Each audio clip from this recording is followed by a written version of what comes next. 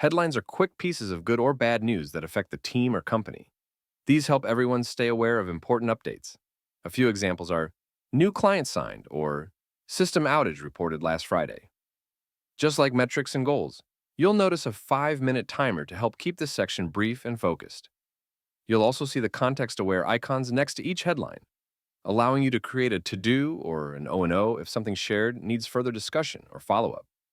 If a headline feels like it needs more conversation, create an O and O, and we'll cover it later in that section.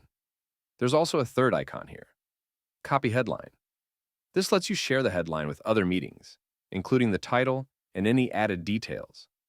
This is useful when two or more teams need to stay informed about the same thing, or if you want to share a shout-out across meetings. Keep in mind, the ability to copy headlines across meetings will depend on your organization's settings and which meetings you're allowed to share with. Next up, to-dos.